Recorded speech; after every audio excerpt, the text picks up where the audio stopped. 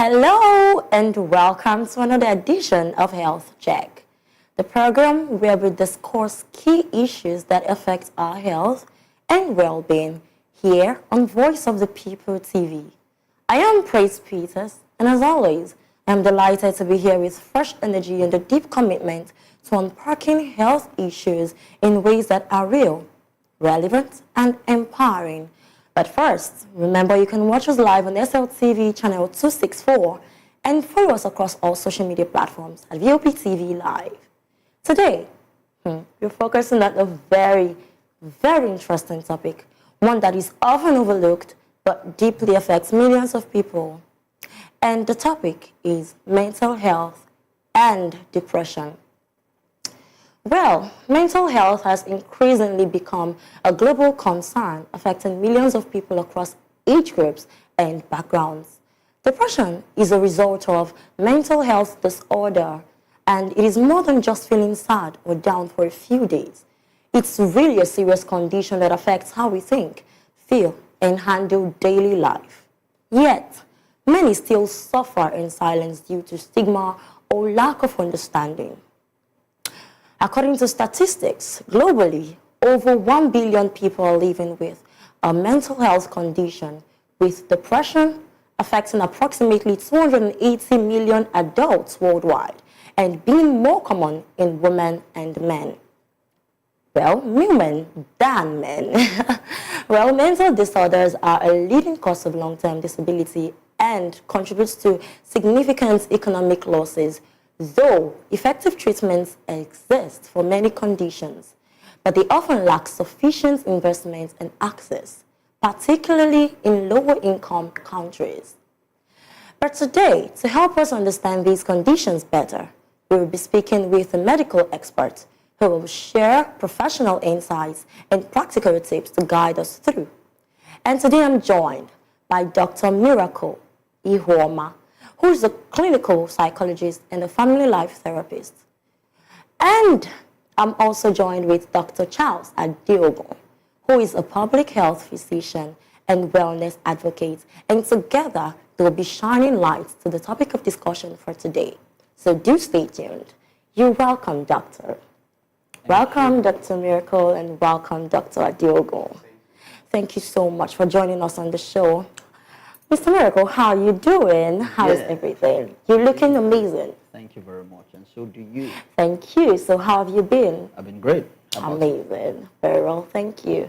Good. Dr. Adiogo, how are you doing, I'm sir? very well, thank you. Very well, thank you. You look really good. Thanks. All right, so let's go straight to the topic of discussion today. So, Doctor, Mr. Miracle, we're talking about mental health, and I understand that you were a specialist in this field. So I really want to understand, what does mental health mean? What does depression mean? And how important is it to your overall well-being? All right, beautiful. So when I talk about mental health, I usually like to start with talking about health because it gives you a background, a backdrop of what mental health is about and helps you to appreciate mental health even better. Yeah, so World Health Organization has defined health as the total well-being, the physical, mental, and social well-being of an individual, not just the mere absence of infirmity. To say that health is tripartite in nature, it is physical, yes, but it's also mental and social, right? And then mental health, as then defined by World Health Organization, is the well-being of an individual in which that individual is able to realize their potential, is able to cope with the normal stresses of life. That individual is also able to work productively and fruitfully, and then the individual is able to contribute meaningfully to his or her community. So that is in 4 parts. You know, sometimes I take like 1 hour to explain all of this, but you know, it's just knowing that, talking about realizing your potential, 1, coping with the normal stresses of life, 2, working productively and fruitfully, 3, and then contributing to his or her community. And then depression is a mood disorder that is characterized by intense sadness, right? And the symptoms of depression must have existed for at least 2 weeks before you can actually diagnose and say somebody has depression. So that's like a brief definition of what mental health is. I don't know if you want me to explain further or yeah, Well, come back with seems other like we're questions. going to be learning a whole lot today. Yeah. All right, Dr. Diogo, you deal with a lot of patients, and you know, a lot of people think that physical health is all there is. Do you agree with us that there is something called mental health that needs to be paid attention to as well? Absolutely. Like the doctor has well spoken, mental health is a very crucial aspect of general well-being. And a person's mental status has a lot to do with their well-being. So in order for a person to be deemed a healthy person, all the four criteria that he listed earlier, the mental, physical, social, and emotional well-being must be intact. For the mental state of an individual to a large extent determines how productive they are in the society, determines their motivation, determines what they can achieve, and determines to a large extent how they interact with the environment and people around them. Mental health is something that is quite vast, and there are lots of mental health disorders or associated mental health disorders that can manifest in different people.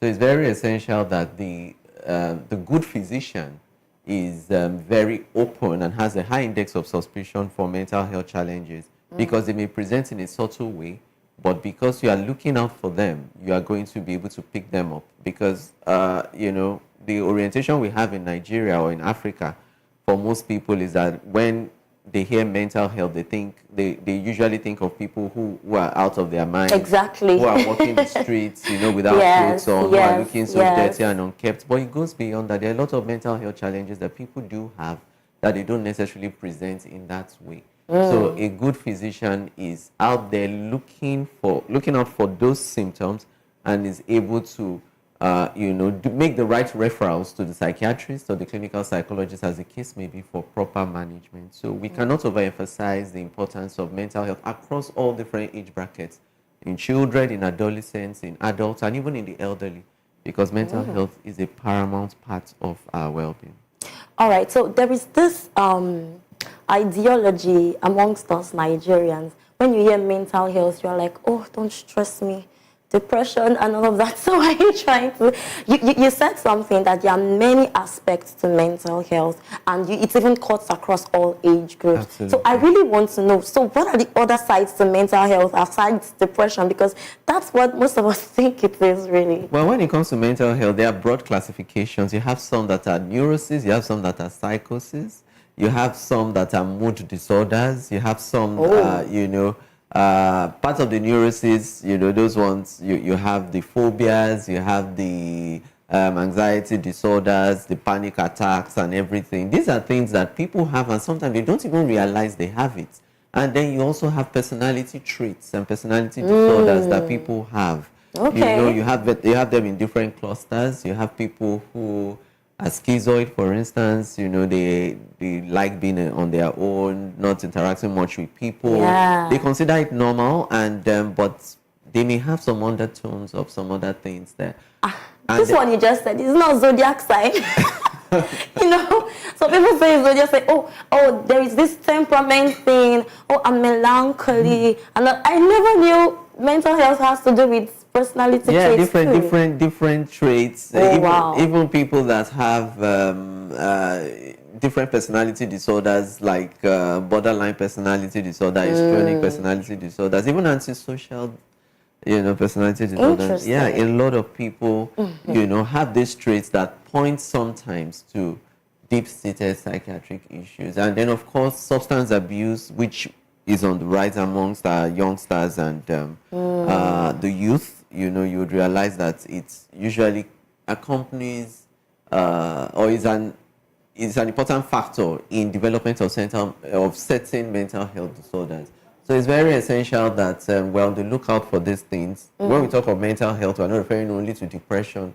There are a constellation of other problems that can be associated with mental health issues that need urgent attention. Even amongst children, learning disorders, learning disability, dyslexia and all that, all those things are so important because overall they can have some kind of mental health associations that also require attention. Okay, so if we focus on mental health, we'll just go round and round, and we'll definitely just touch a whole lot of things. So let's streamline it down to depression now.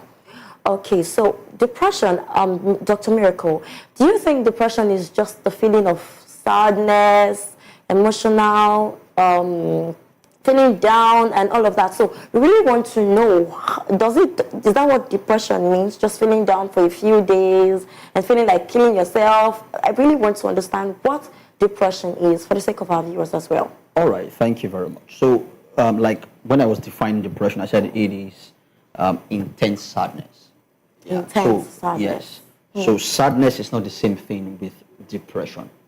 I know a lot of people throw the word around. I'm depressed. Thank you. I'm depressed. It has gone to a regular word, Yeah. and we don't even know the depth. But for a lot of those people, what they're trying to say is that I'm sad, because there's a difference between sadness and depression. Okay. I just like to help us ask with that.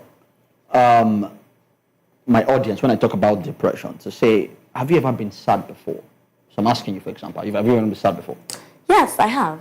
You didn't have to think about it. Everybody has been sad. Yes. At one point or the other in their lives, everybody has been sad. Yes, true. Now multiply that sadness by maybe 100. Whoa, okay. That is depression. Wow. Yes. Of course, at its peak, right? That is depression. So depression is different from sadness in three major areas. Number one is intensity or severity. To say that the intensity of depression is way more than the intensity of sadness. Number two is longevity. The longevity of depression is way more than that of sadness.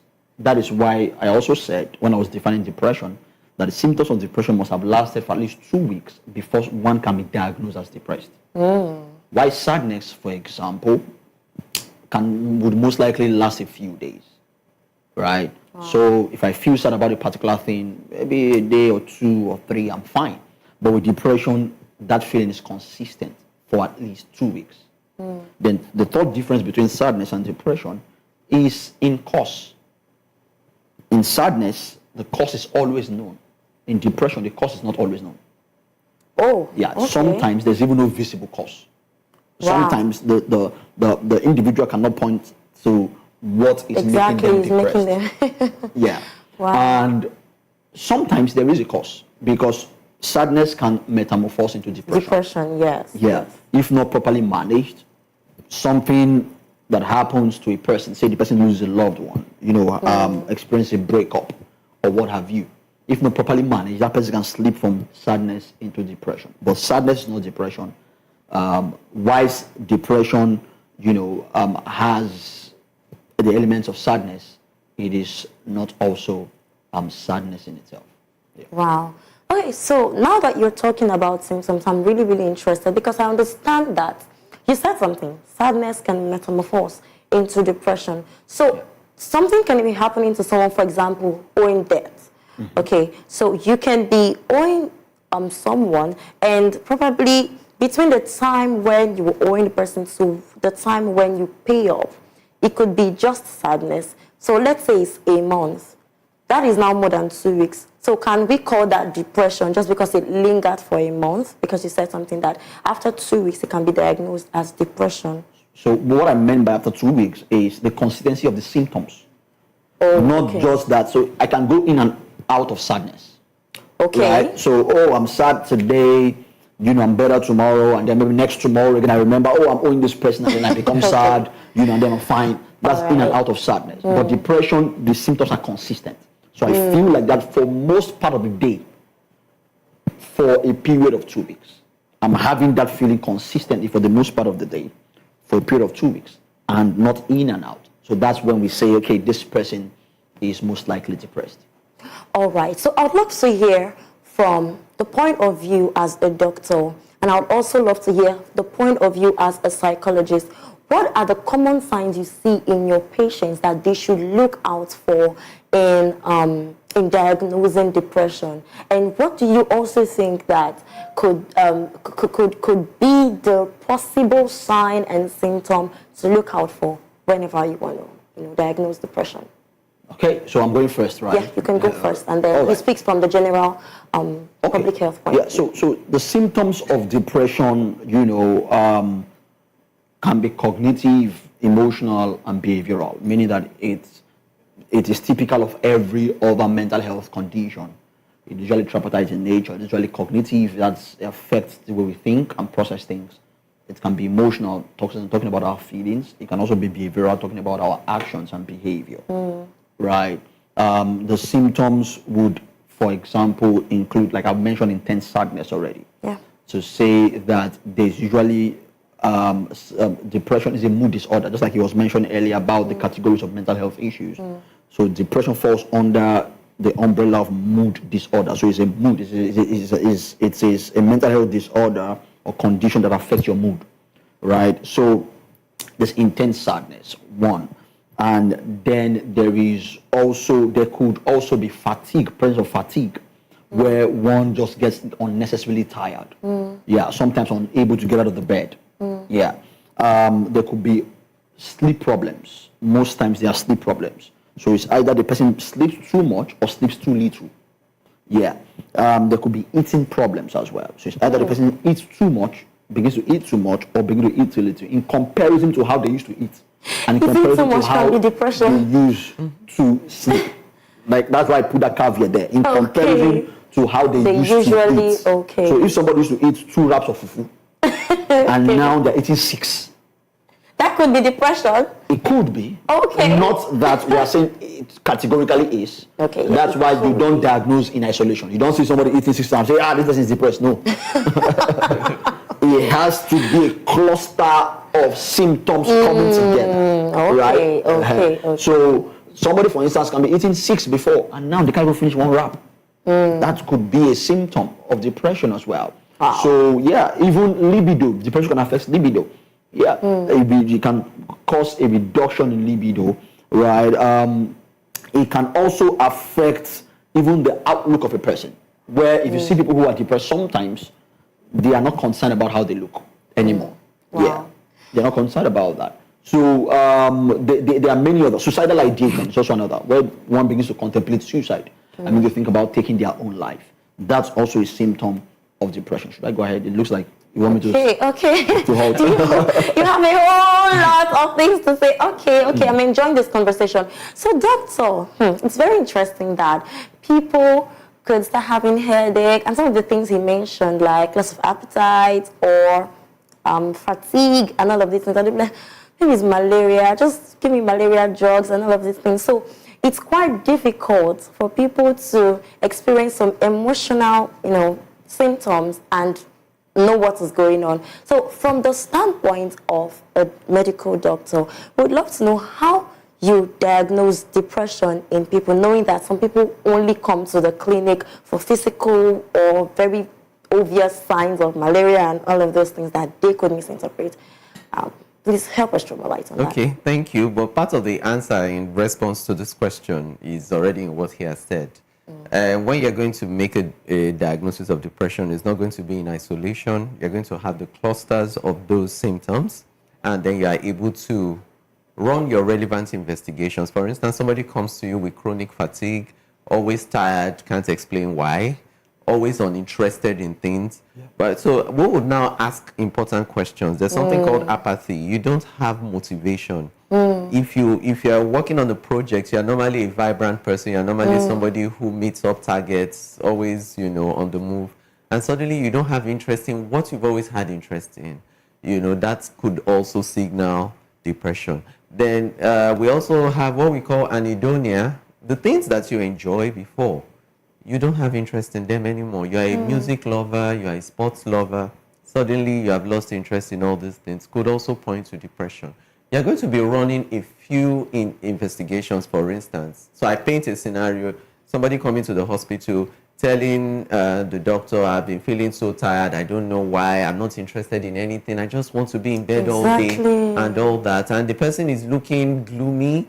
And then from there, you can ask all these questions, then run your investigations, because as a doctor, you also want to carry out relevant investigations because you want to find out if the cause of fatigue is something clinical or medical. So you're going to order for your complete blood count, check the hemoglobin levels, check the PCV levels if they are optimal. But for somebody who is depressed, most likely they will come out fine. And then your sugar levels and all that would also be normal, but you would still find out that the cause of fatigue or tiredness is still unclear. And when you keep probing and asking questions about what are your hopes or your aspirations, what are things you look forward to, by the time suicidal ideations are beginning to come in there, all they see is gloom, feeling of worthlessness and hopelessness, and they're not interested in anything futuristic. When you're trying to ask them, okay, so what's your plan in the next 5 years? Everything just looks bleak to them. They don't see any light at the end of the tunnel. Wow. So those give you insights that you may be dealing with a mental health situation. And like you rightly said, sleeping too little or sleeping too much. So for me, my index of suspicion is always high when I hear a person is not getting enough sleep. So when people tell you that they sleep for only 2 or 3 hours, I know something is amiss.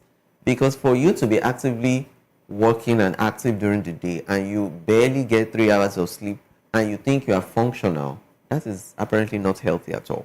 So you would be on the lookout for potential mental health issues that may be accompanying this kind of patient. And of course, there's an important test that we also do that can mimic depression sometimes. When people have hypothyroidism, we send them for a thyroid function test. When the thyroid is underactive, everything seems to slow down a bit. Even their memory, they may have some disturbances, fatigue and lethargy. We just want to rule out all these things, making sure that anemia is not in the picture, it is not an underactive thyroid, and you don't have maybe hypoglycemia or anything making them weak unnecessarily. You do a thorough assessment. So when all that is done and you cannot pinpoint the source of fatigue and they are having sleep issues, appetite issues, not looking forward to anything, feeling hopeless, feeling worthless, and maybe there has been a traumatic situation that's happened to them recently, because I have also come across patients that have been dealing with unresolved grief.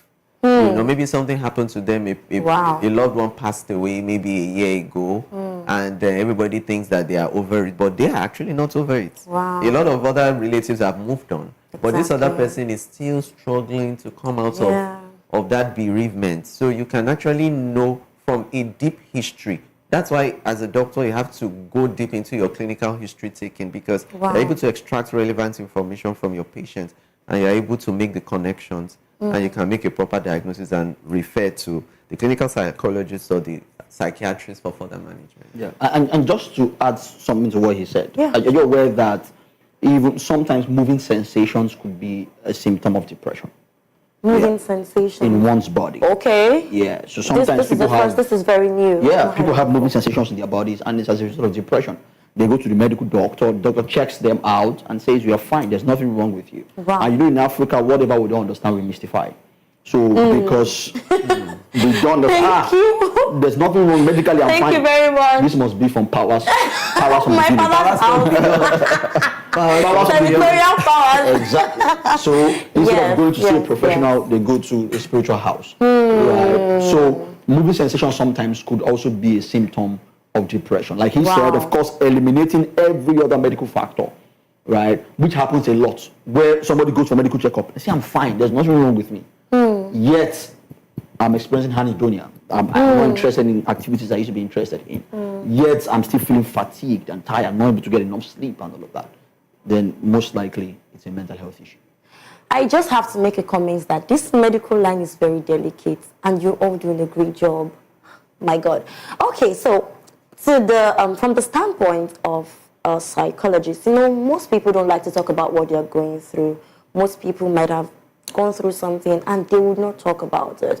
So how can you even detect depression in people when they don't talk about what is going on with them, and how you can even help them when they don't talk about it? So what do you do in situations like that? Are you talking about me as a professional or somebody else as a professional? Yes. How do I detect? Yes.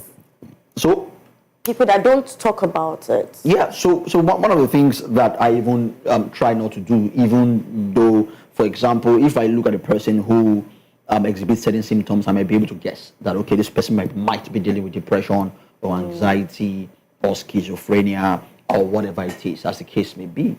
But I always like to do a proper investigation, right? Proper diagnosis by administering the appropriate assessments so that we are sure this is what is done. So, and just like he's mentioned, history taking is, we also do that in the psychological setting where we ask questions about, the person's background, where you're coming from and things like that. All of the histories of that person's life would now pose or shine the torchlight into, where the problem areas might be in that person's life. So as much as possible, right, there are suspicions I can have when I look at an individual, but I will still need to confirm my suspicions by doing a proper diagnosis before I can then say, okay, this person needs treatment or needs intervention, because diagnosis is very important.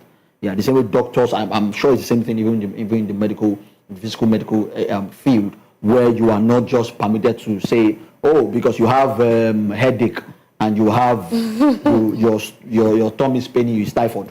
What if it's something else? Yeah, you never can tell, because there might be other illnesses that have such symptoms as well. So a proper diagnosis has to be done for you to be able to properly label, to say, okay, this person is dealing with this particular issue or the other. And in the case where the person is now dealing with depression, right? Because even depression, as well as every other mental health issues or conditions, are in levels. So typically there are 5 levels of every mental health condition. Wow. There is the normal level, where anybody who is at the normal rate doesn't have that particular condition. There is the mild level, where an individual has it mildly, right? Just trickles of the symptoms are displayed, right, in that person's life. And then there is the moderate level, where, okay, you can tell that there is the presence of this particular condition, right? But then afterwards, you now have the severe level. At the severe level, okay, this has what I don't pass Gary, like we say it in our local parlance, Yes, right? wow. Yeah, and then there's extremely severe, right? It's at the extremely severe stage that the person might even need the intervention of a psychiatrist as well, because sometimes they need medication to stabilize them before psychotherapy can work, right? Because, for example, if somebody is dealing with schizophrenia, the person might not be in the right state of mind to even understand what I'm saying. So the person needs to be stabilized first before I can have a conversation with them, right? Even in the case of depression sometimes, because are you aware that sometimes even depression can have underlying psychotic symptoms? So somebody can be depressed and then be behaving like the person who you see on the street, picking debts and all of that. Wow, It could sometimes get to that level. Yeah. Wow. So when one has been diagnosed with depression, the next thing the person wants to do is, of course, to seek help from a professional. It's very important. Okay, wow, it has been a very interesting conversation, and we've had Dr. Miracle with us as well as Dr. Diogo, and they've been shining the light towards the topic of mental health and depression, to be precise. But right about now, we're going on a short break, and when we return, we'll be talking about the causes, the prevention, and treatments for depression. Do stay tuned.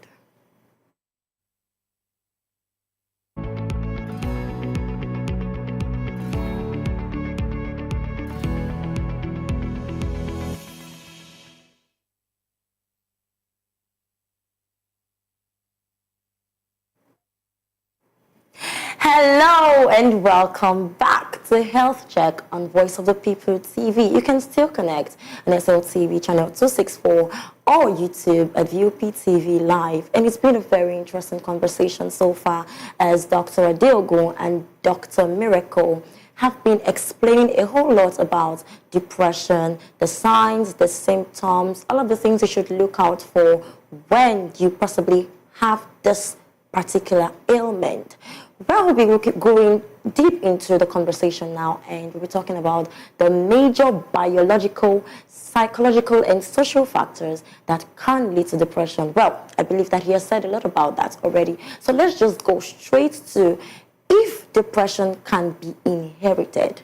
So, doctor, can it be linked to genetics? Can it be linked to family line and all of that? Is it peculiar to genetics, please? So many health challenges, including mental health challenges, have a genetic basis. That's why when you're doing a clinical history taking, you ask for family history, you ask, for pre-morbid personality, how the person was before the problem started. All those gives you a good guideline to the source of the problem.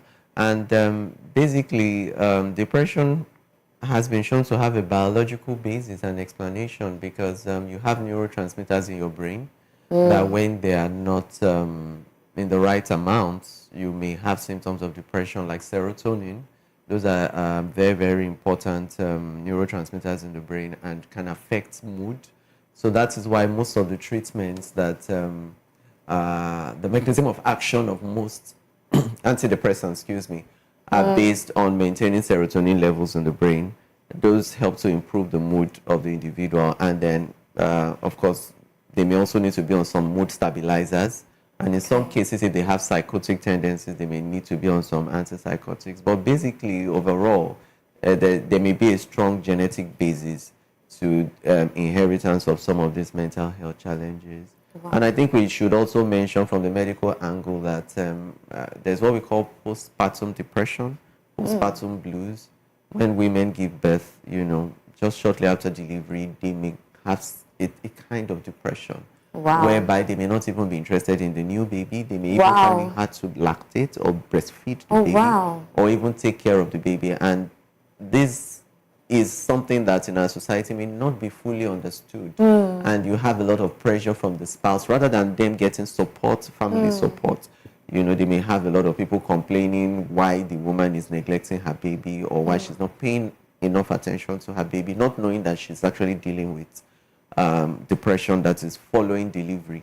So it's very important that we have a high index of suspicions for these things and we remove the stigma that we still see in our environment towards mental health. So there is stigma associated with mental health? Absolutely. Wow. Why is that? Why is there stigma associated with it? I think because it's something that should attract care, and if you ask me. Well, I think it comes from the background, the level of exposure and how much of education or how much of awareness people have towards mental health, because a lot of people they still associate mental health to something mystical or something spiritual, because they can't explain it, and hence they want to stay away. Anything you don't understand, the best thing is just safe for you to stay away from it and to keep a distance. So I believe the discrimination and stigmatization that comes to people with mental health challenges stems from not having a thorough understanding of what mental health challenges really are or how they should be managed properly. That's why majority of people that have mental health challenges end up in spiritual homes or with a traditionalist or something, because they feel that this is a cause from beyond. This is not something from our sphere here. So because they can't understand why somebody will be dancing without you hearing music or communicating with the wall and seeing other beings that other people cannot appreciate. So it's very important that we overcome this stigma as a people and we are more compassionate and empathetic towards people with mental health challenges. Wow, thank you very much, sir. All right, so Dr. Miracle, we go through stress and trauma, loss. These things happen and we almost do not have total control of these things. So how do they contribute to depression, and how do we work towards staying out of, the depths, like going so deep in all of those grief that it causes depression? Yes. So mental health conditions are generally caused by three broad things, right? We call them the biopsychosocial model: biological factors, psychological factors, and sociological factors. Right? And the things that you mentioned, for example, would fall under the psychological and sociological factors. Things like trauma, abuse, loss, even increase in fuel price. Yes, please. Yeah. And gas, scarcity of gas. Scarcity of gas, exactly. That's a sociological factor. So such little things could cause depression. Yes. It's not so little anyway. It can cause depression, actually. It can be a trigger for depression or depressive episodes, as the case may be, right? And we must realize that, the word trigger is very important in that conversation, because every mental health condition also needs a trigger to surface. Yeah, because the person who is dealing with that particular mental condition has had it in a residual form before that trigger brought it out. Yeah, and that's why the biological factor that he mentioned is very important, because I tell people that physical health and psychological health or mental health mimic each other. Yeah. So physical health mimics mental health mimics physical health. So there are a lot of similarities between the both of them. Wow. Yeah. So the same way you have you have hereditary genetics play a huge role in physical health conditions. The same way you have that same those same factors play a huge role in mental health conditions. Wow. For example, if you have a parent that has had, say, high blood pressure, there is maybe 40% chance that you would also have it in your lifetime, right? Wow. Yeah. It's the same thing with mental health. If you have a member of your family who has had, say, depression, there's also maybe a 30% chance you also have it in your lifetime, right? Yeah. But that kind of person, for example, can be living their life and be okay until maybe they lose their job. And then the loss of that job can be what now triggers that depressive symptom that was on the inside, in a residual form. Wow. But then, at the end of the day, the same way physical health conditions can be managed, the same way you have, it's possible to have, say, somebody in your family who has had a particular physical ailment or illness and they not have it because you have done some lifestyle changes and things like that. It's the same way that can also happen, in the realm of mental health as well. Because I tell people, for example, just like you mentioned, some of the things you mentioned are things you don't have control over. Yes, exactly. You don't have control over the fuel price. You don't have control over sometimes the loss of a loved one. Yes. Sometimes somebody serves you breakfast. You didn't serve them, they served you. Yes, so actually, breakfast could even cause these things. Exactly. Oh my God. So it said it wasn't you wanted the relationship to last. don't deserve this. You wanted to get married to the person. You wanted to, do all of that. But it happens. So I tell people that it is not what happens to you that determines your emotions at the end of the day. At the end of the day, it is how you interpret what happens to you that determines your emotion. We call it the ABC of emotion in psychology, where A is awareness, what happens to you, right? B is belief or thoughts, and then C is emotional consequence. People say A causes C. So if somebody slaps me, I say I slapped them back because they first slapped me. That is saying A caused C, but that's not true. Because if 5 people were here and 5 people were slapped, their response will most likely be different. Yeah. Yes. Yeah. So if A causes C, everybody should act the same way. Everybody should slap back when they are slapped. So if anybody among the 5 acts differently, it shows that it's not A that causes C. It is B that actually causes C. It is the interpretation of that slap, how they interpreted it, how they saw it, the meaning they gave to it, that then determined how they felt and what they did. Yeah. And you would see, so I've always done this, given this scenario many times, where I say, if, for example, right, your younger brother slaps you at home, of course, I don't want to ask you on air, but how would you feel? Your emotion and reaction will be different. Oh yes. If your father slaps you. Oh, definitely. Your emotion and action will most likely be different if your boss slaps you. Yes. Your emotion and reaction will most likely be different if you go out there and you see somebody with a visible mental health condition slaps you.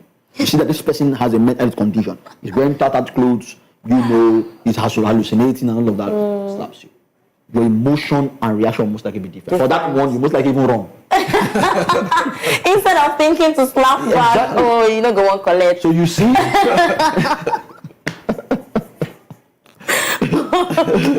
so you see that there is a constant K in all of this. What was that constant K? Slap.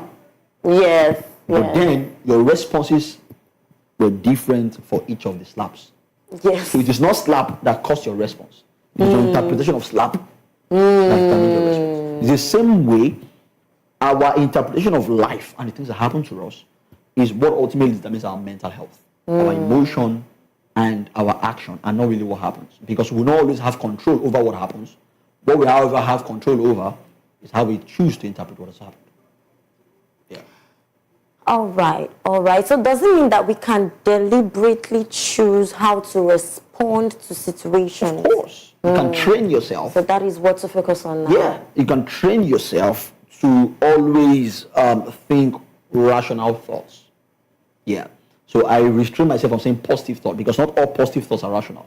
Not all positive thoughts are Yeah, rational. not all positive thoughts are rational. Positive thoughts are not always rational thoughts. For example, if, say, I go for an interview and then I did not get the job, a positive thought can be, I don't even need them. Or it can be, I'm the best in my field. That can be true or false. Sure. That can be a positive. I'm the best in my field, but that can be a lie. It can be irrational. You might not be the best in your field. That's an irrational thought. But a rational thought is, okay, I didn't pass this interview today, but it doesn't mean I won't get a job next time. I can get better, improve, and go back again. And I'm sure I'll do better. That's a rational thought. Yeah. That is rational, and it's also positive.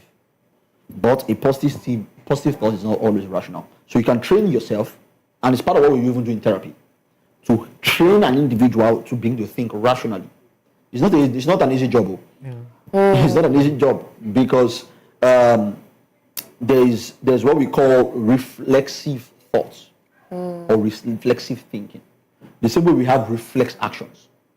Reflex actions. Okay. Knee jerking, sneezing, yawning, those are reflex actions.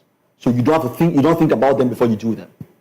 In the same way you have reflexive thoughts. There's a pattern of thinking that's already formed in every individual. That when something happens, there's a way people think. There's just a pattern. There's a way they think without even thinking. They think about that situation without even thinking.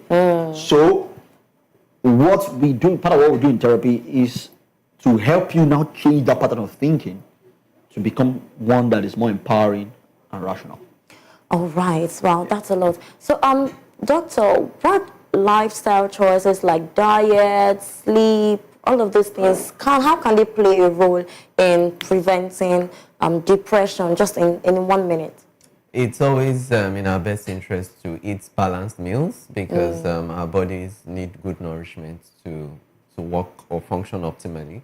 So we encourage that people should make sure that they eat as healthy as they can, having all the right nutrients of food in their right proportions, and ultimately engaging in lifestyle changes that would benefit their mood. For instance, exercise has been shown to be very productive when it comes to you improving your mood, because endorphins feel good hormones that you have in high amounts when you exercise. And exercise can also boost circulation to the brain, help you maintain a healthy weight, because sometimes what causes depression for some people may be something just like somebody body shaming them. Very true. So by the time you're already working on your diet, working on your exercise, you have better self-esteem. You feel good about yourself. And then also lifestyle changes, like you being motivated and being driven towards your goals or aspirations and being able to achieve the things that you're looking up to. It gives you a sense of fulfillment, a sense of wellness. And this ultimately translates to your mental well-being, improving. And then having a sense of belonging. Humans are social beings. You need to have quality relationships. You need to have relationships with your family, with friends, with co-workers. You don't need a toxic environment. You don't need isolation. Yeah, you don't need isolation. Yes, we are social beings and we need to interact. Yeah. We know we don't need to interact with every single person we see around us, but we need quality relationships that nurture us, that nurture our well-being, so that ultimately they are beneficial to us. And you see, having a sense of belonging to does something to your self-esteem. When people can work on their self-esteem, then you would notice their mental health is also more stable. And when people also have what we call a good support system, which can come in different forms. When they're going through different issues, you have a solid shoulder to cry on. You have people who are checking on you, who are looking out for you, no matter what you're going through. all that helps. So we encourage people, in as much as we don't have control over life, like you said, life happens to everybody. A lot of Yeah. uncertainties here and there, but our coping strategies matter a lot. The coping Alright. strategy, how we actually interpret those occurrences and how we actually cope with them goes a long way. Sometimes it's difficult, you can't do it on your own, and that's why professional help is available. All right. So, on a final note, we'd love to know, can depression be totally cured? And what are the possible treatments available for depression, basically? So how can, when you notice you have depression, what can they do? Therapies and all of those things, what do we actually need them? And can it be totally taken off? Yes. So, which one do I start from now? Okay, so depression. Depression, now, when it comes to mental health issues, again, there's what is called the 25% rule, right? Which says that 25% of people would experience automatic remission. So that's of people who have mental health issues. So, for example, there are people who will not need medication, who will not need therapy, who will just be fine by themselves, automatically, they'll just be fine. There's that 25% who would need medication or a form of therapy for them to be okay. Another 25% of people, even though they do therapy and medication, the mental health condition will have to be managed through life, right?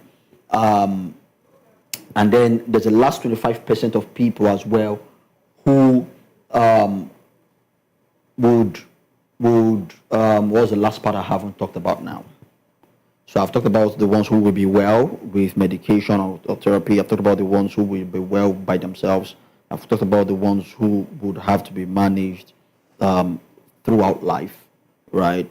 And I've talked about and then the last one would then be people who,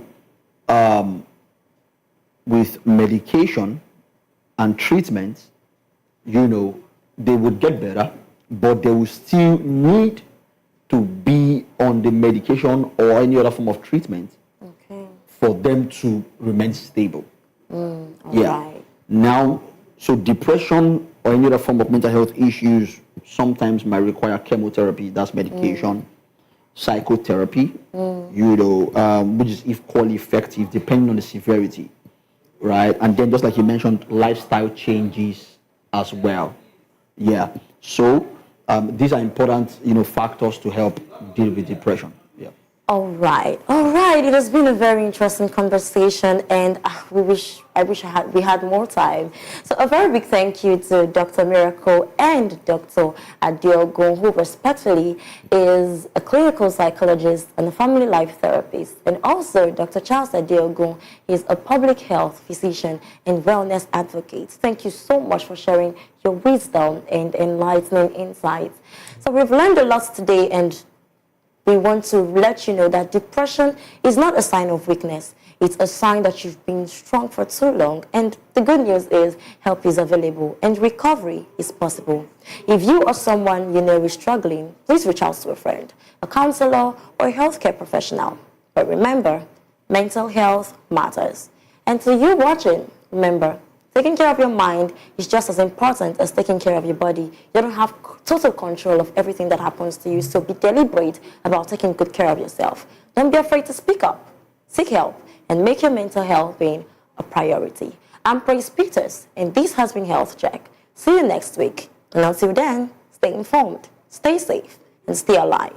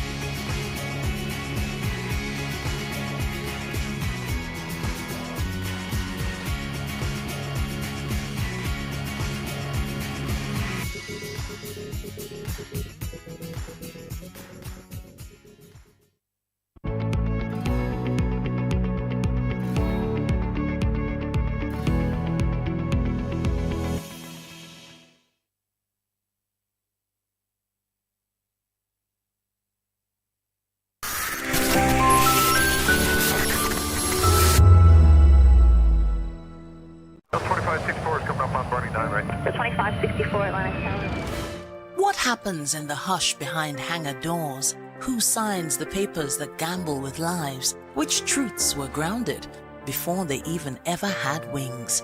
If you've ever buckled a seatbelt at 30,000 feet, if you've ever stared out of that tiny window and wondered who's really in control of the skies, it isn't just flight, it's power, it's politics, it's pressure sealed in steel.